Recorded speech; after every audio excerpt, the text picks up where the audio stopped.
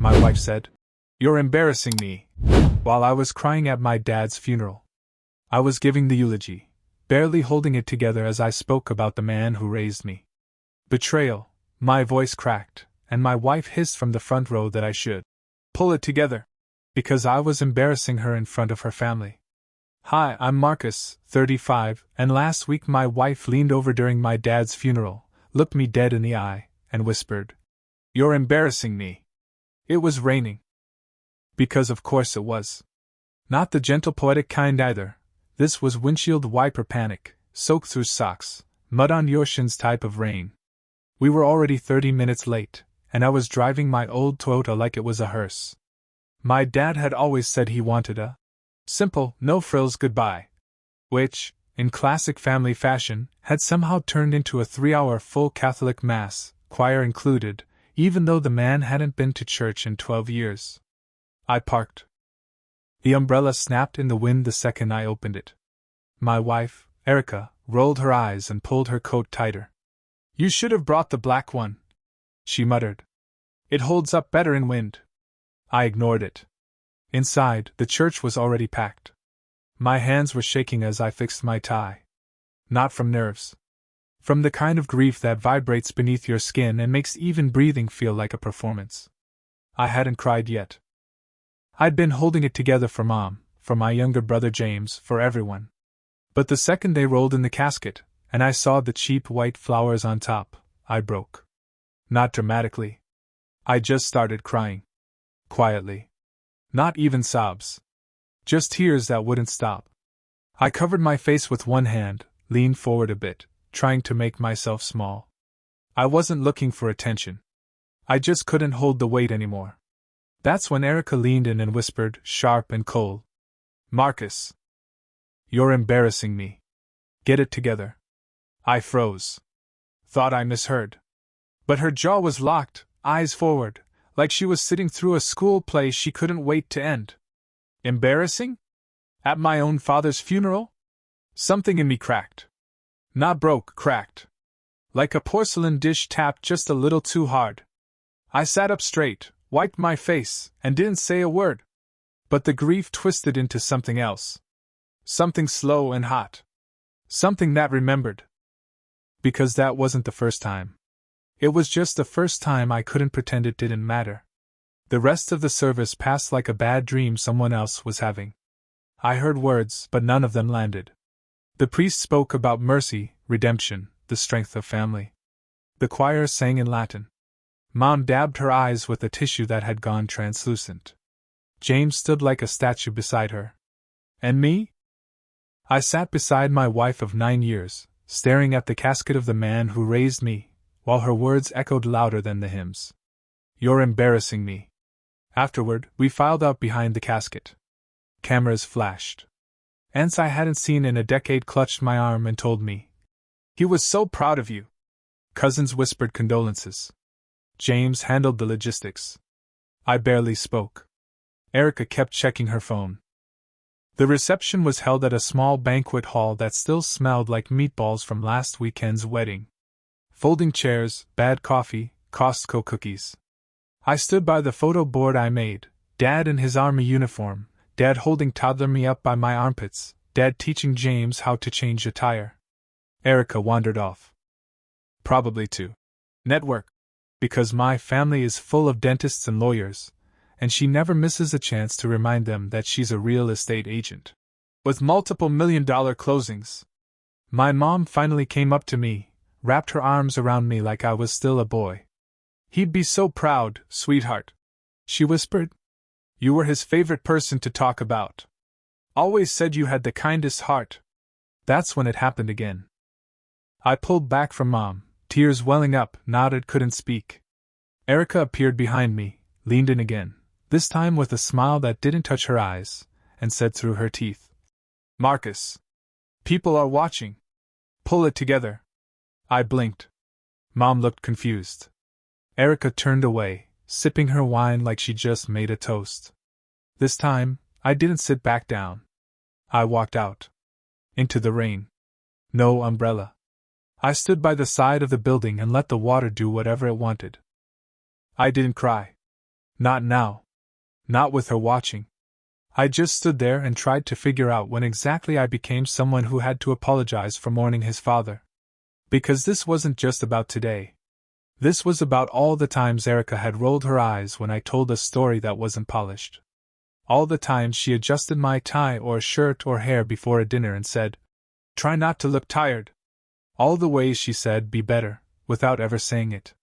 I thought about Dad. About how he used to squeeze my shoulder and say, "You're doing fine, kid. You're more than fine." Even when I messed up. Even when I was broke. Even when I came home from my first job sobbing because my boss screamed at me in front of a client. He never told me I was embarrassing.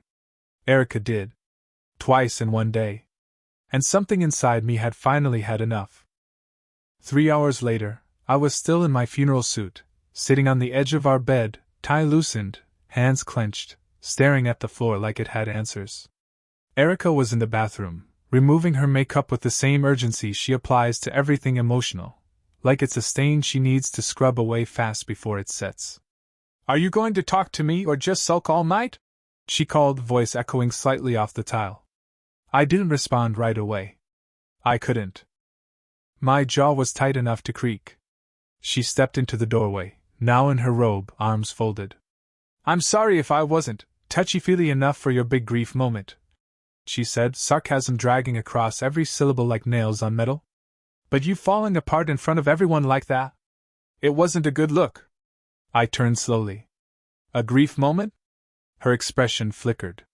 "You know what I mean?" "No. I don't think I do," I said. "You mean when I cried at my father's funeral? The man who raised me? Who died last week?" She huffed. "It's not about that, Marcus. It's the way you did it. People were uncomfortable." "Oh, were they? Were you?" She said nothing. And then I laughed. Actually laughed. It was short and humorless, but real. "Okay," I said.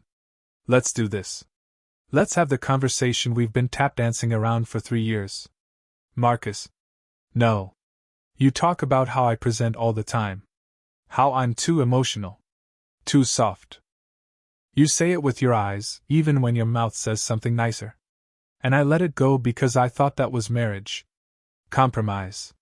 I thought maybe I am too sensitive. Maybe I do make people uncomfortable. But today I buried my father. And you cared more about your image than my heart. Marcus, I didn't mean." "You did," I said. "You always do. You don't like the messy parts of me. You like me polite, pleasant, agreeable. You like me like hotel sheets, neat and tucked in. But I'm not that. I never was." She crossed her arms again, defensive. "So what? I'm the villain now because I want you to act like an adult in public?" "No. You're the villain because you thought crying made me less of one." That shut her up. The silence between us was thick and pulsing. Then she said the worst thing. "Your dad wouldn't want you acting like this." My mouth dropped open. My chest actually hurt. "You do not get to speak for him," I said quietly. "You didn't know him. You barely tolerated him. You said he was weird and nostalgic and too into his birdhouse hobby. You rolled your eyes when he told stories. You never even called him after the stroke. And now you want to use his memory as a weapon against me?" She looked cornered. "That's not fair." "It's accurate." And then I stood up, picked up my keys, and left the house. I didn't know where I was going. Just that I couldn't be there. Not with her. Not after that. I drove. No music. Just the kind of quiet that wraps around you when everything inside you's already too loud. It was 11:43 p.m. when I pulled into the parking lot of the old diner my dad used to love. The place with the cracked vinyl booths and a jukebox that only plays half the songs you want. It was mostly empty, except for a couple of truckers in the corner, and a teenager playing solitaire on a tablet behind the counter. I sat in the far booth. Third from the window. His booth. The waitress, Marla, I think her name was, poured me coffee without asking. "Rough night, hon? My dad's funeral was today." Her hand paused mid-pour. "Ah. That kind of night." She set down the pot, slid me a plate of day-old pie without asking. On the house. Nobody should grieve hungry. I almost cried again. Not because of the pie. Because of the kindness. Because a stranger could see me more clearly in 5 seconds than my wife had all year. I sat there, sipping burnt coffee and chewing through cherry pie, replaying everything. The funeral. Erica's voice like a slap. The way Mom squeezed my hand in the church. The way Erica rolled her eyes when I kissed Dad's casket. The way she fixed my tie like I was a child, not a man, burying the only person who ever made me feel enough. And suddenly I remembered something. Vivid, like it was happening now. I was 12. Dad had just lost his job, his third layoff in 2 years. I found him in the garage that night, crying into his hands. I didn't know grown-ups could cry like that. I just stood there, frozen, until he noticed me. He didn't apologize. He didn't hide. He just said, "It's okay to cry, son. Doesn't make you weak. Makes you real." I hadn't thought about that in years. But tonight those words came back like armor. I am real. I'm not polished. Not clean edges. I'm not Erica's version of a husband. And maybe I'm done trying to be. I pulled out my phone and did something I hadn't done since we got married. I searched for hotels. Just for one night. One night where I didn't have to apologize for loving my dad too loudly. I booked a room 2 miles away. Nothing fancy. Just a bed, a lamp, and the silence I needed. Before I left, I texted Erica. "Staying somewhere else tonight. I need space. Don't call me unless it's an emergency." I didn't wait for her reply. She'd either explode, beg, or manipulate. But for the first time in a long time, I didn't care. The hotel was quiet. Not the romantic kind. The kind that makes you stare at the ceiling fan and wonder how the hell your life veered this far off course. I sat on the edge of the bed, still in my funeral clothes. Tie off, shoes kicked somewhere near the door, socks damp from the rain I never bothered to dry off from. I looked like a man who'd come from a war. In a way, I had. At 2:11 a.m., Erica finally texted back. "So this is what we're doing now? Running away when things aren't perfect?" I didn't answer. A minute later, another one. "You're being dramatic. And selfish. I needed support today too, you know." I stared at the screen. Support? From me? At his funeral? And then the kicker. "Come home. We need to talk like adults." I turned the phone over. Let it buzz on the nightstand.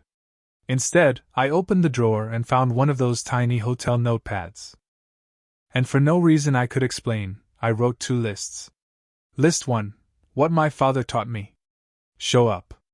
Speak kindly. Cry if you need to. Fix what you can. Know when to walk away. List 2, what Erica wants from me. Silence when I hurt.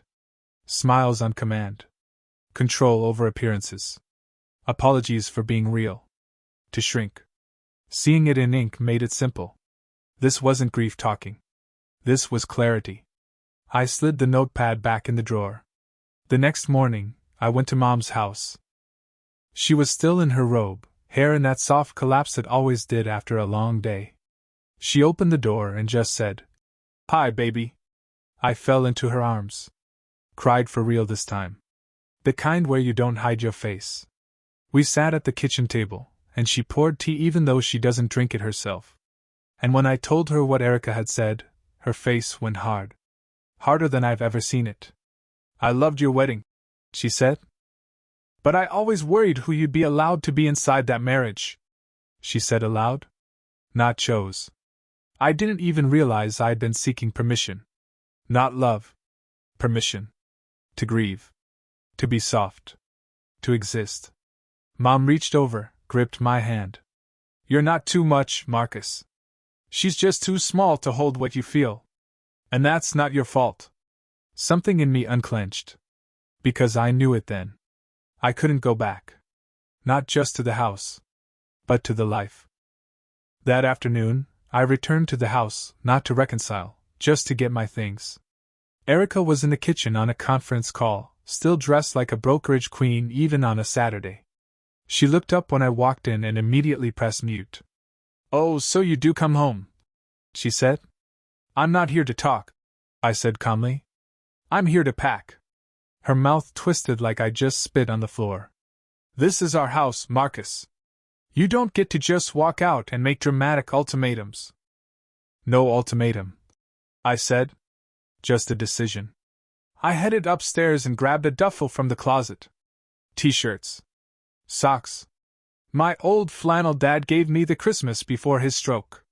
She followed me, of course. "This is insane," she said.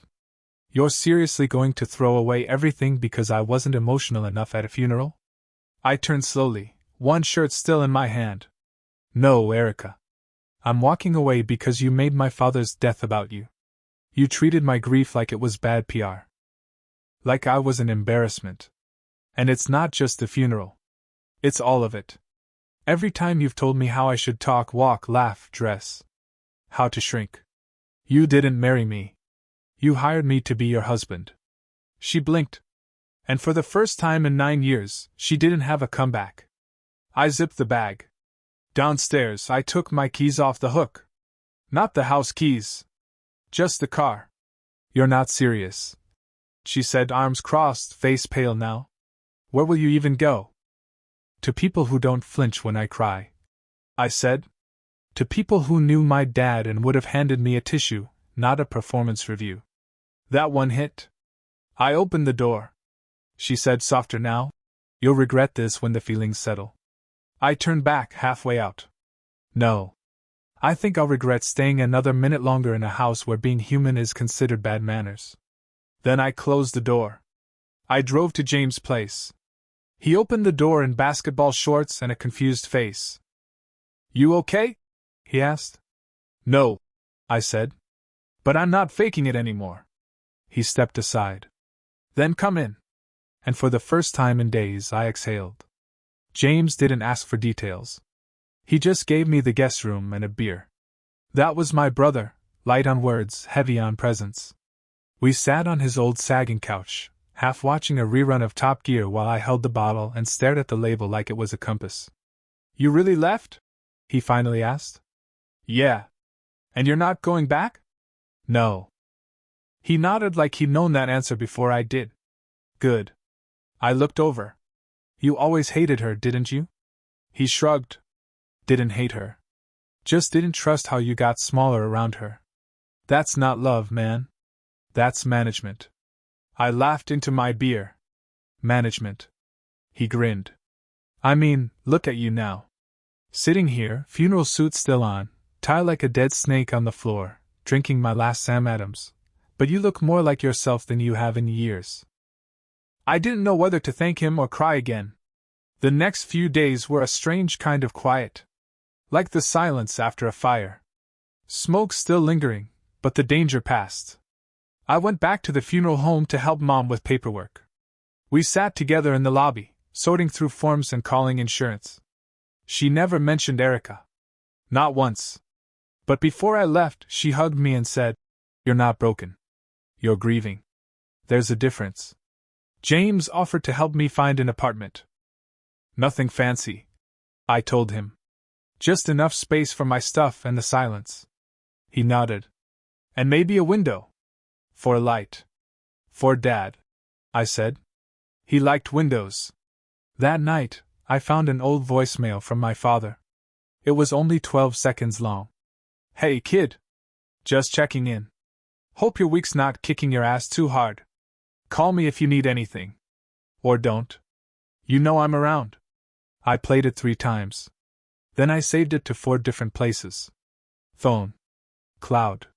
Hard drive. Thumb drive. Just in case the universe got greedy again. Meanwhile, Erica sent me messages like clockwork. "We should talk. You're blowing this out of proportion. You really want to throw away a decade over one bad day?" And then finally, "Fine. If you don't come home by Friday, I'll assume you're done." I didn't respond. On Friday morning, I sent her one text. "I was done the moment you made me feel ashamed for crying over the man who taught me how to love." Then I blocked her number. James watched me do it. That felt like surgery, he said. Yeah, I said. And for once I was the one holding the scalpel.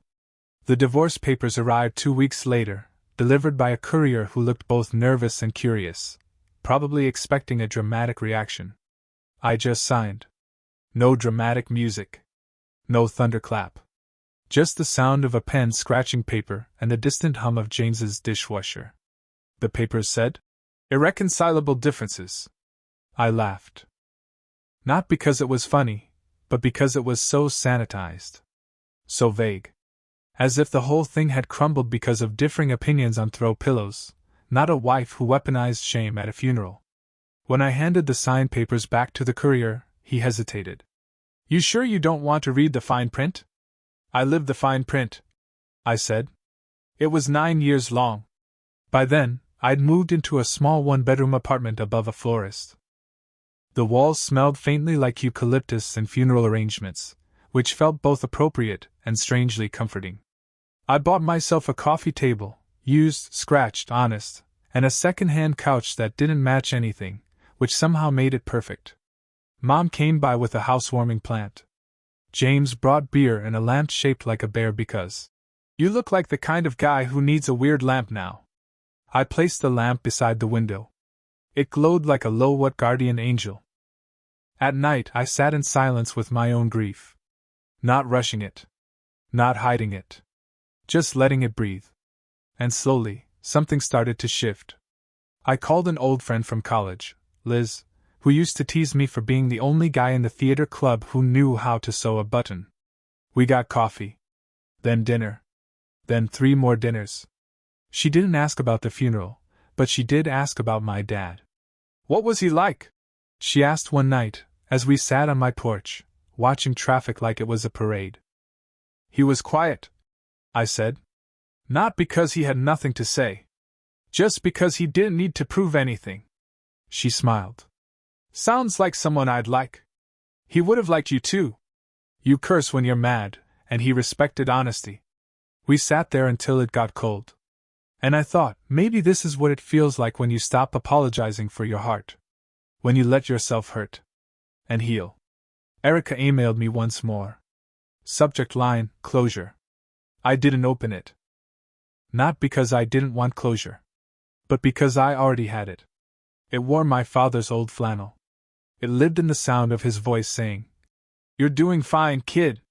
It sat beside me on the porch while the world kept spinning, quietly, without needing to be perfect. 3 months after the funeral, I stood at my dad's grave alone. No suit this time. Just jeans, boots, and the flannel shirt he gave me that last Christmas, the one he wrapped himself because your mother would have made it weird. The headstone was simple. Just his name, his dates, and a line he once said while fixing the kitchen sink. "It'll hold, if you treat it right." It took Mom 2 weeks to decide on that quote, and when she told me, I cried again. The good kind? The clean kind? The kind that rinses something out of you? I crouched beside the grave, brushed a leaf off the top, and pulled out a folded piece of paper from my pocket. It was the same note I'd written that night at the hotel. The one with the 2 lists. I read them out loud, not for Dad, he already knew, but for me. So I could hear it again. So I wouldn't forget. Then I lit the edge of the paper with a match and let it burn down in the wind. Goodbye to the man I tried to be for her. Hello to the man I was always allowed to be with him. Afterward I drove back into town and met James at Mom's. She'd made lasagna. The good kind. Extra cheese, top layer burnt just enough to need a knife. At dinner, Mom said something out of the blue. "Your father told me once that you were the heart of the family. That you felt things harder and deeper than anyone else. That he worried the world wouldn't be kind to that." I froze. She added, "He also said, but he'll be kind to it. And that'll be enough." I put my fork down and just breathed. Later, I walked Mom to the porch, kissed her forehead, and told her I was proud of her too. For surviving. For keeping her warmth. For not letting grief harden her. When I got back to my apartment, I noticed something on my door. A note. Slid under the frame. It was from Liz. It said, "The coffee table's ugly, but it suits you. Like someone who stopped decorating for other people. And I laughed so hard I had to sit down. Then I texted her. Dinner tomorrow? She replied 1 minute later. Only if we eat off the ugly table. That night I sat with a glass of whiskey and a framed photo of my dad on the windowsill. And I whispered, I didn't let her shrink me. I promise. It felt like the most important vow I'd ever kept.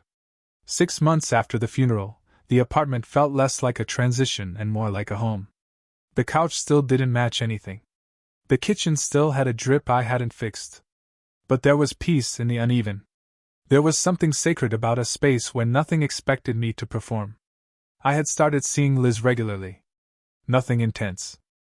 No grand declarations or social media soft launches. Just two people, clinking forks over homemade stir-fry, watching bad movies, laughing about nothing. Sometimes we didn't even talk. Sometimes we just were. And for me, that was revolutionary. One night, we sat on my balcony, legs propped up on the ugly coffee table, nursing mugs of tea while the city hummed below us. She asked gently, Do you still think about her? I didn't pretend I didn't know who she meant. I think about how quiet I was around her, I said. How many apologies I made just for feeling things. She nodded. That's not love. That's editing. That line stuck with me. Love doesn't edit you. It publishes you, typos and all. I started writing again, something I hadn't done in years. Just little things. Memories of my dad, half poems, short letters I'd never sent. One day, I found myself drafting something titled, Rules My Father Taught Me Without Saying Them Out Loud. I only got to number 4 before I cried. But I kept writing anyway. Mom came over every other Sunday. She always brought something, fresh bread, a plant, one time a photo album I hadn't seen since I was 16. We'd sit at the table, flipping pages, her voice soft and nostalgic. That's the trip to Cape Cod, she said, pointing. He got a sunburn so bad his nose peeled for a week. You cried when it started flaking because you thought he was dying. We laughed until we were both teary-eyed. James still checked in, too. He helped me hang shelves one Saturday and gave unsolicited opinions about my tragically underwhelming furniture. But when he left, he clapped a hand on my shoulder and said, You're good now, man. You look like someone who's sleeping again. He was right. I was sleeping. Dreaming, even. And the dreams weren't about regret anymore. They were about possibility. Meanwhile, Erica sent one final letter. A real one. On thick cream stationery, sealed with a gold sticker like it was an award she was mailing to herself.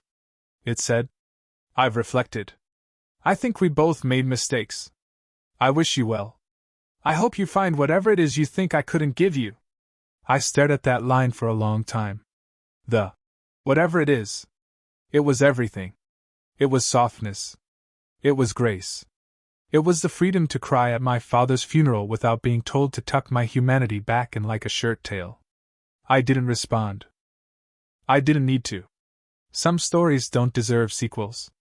One Saturday, I visited my dad's grave again. I brought him a model of a birdhouse I'd built. Nothing fancy, just pine and nails and a little bit of glue I probably used wrong. But it stood. I placed it next to the headstone. A tiny home for something small and winged. You'd laugh at this, I said. You'd tell me I measured wrong, and then you'd fix it with 2 rubber bands and a toothpick. I stood there in the quiet. No rush. No deadline. Just me, and a man who had quietly shaped my spine every year of my life. I miss you, old man, I said. And I meant it in the deepest, calmest way. On the drive home, I rolled down the windows. Let the air in. No music. Just the hum of tires and breath. I thought about grief, how it doesn't end, just rearranges. I thought about Erica, how some people love you only in the version of you that makes them comfortable. And I thought about Dad again, and how he once told me, Don't ever love someone who makes you feel hard to carry. I had made myself smaller for years. Now I was expanding. The apartment? Still modest. The table? Still wobbly. The life? Fully mine. And that was more than enough. Later that night, Liz came over with groceries and a look that said she had opinions about the lack of fresh produce in my fridge. She opened a bag. I brought arugula. I raised an eyebrow. That's not even food. That's a dare. She laughed. You're lucky you're cute when you're stubborn. We made dinner. We ate barefoot.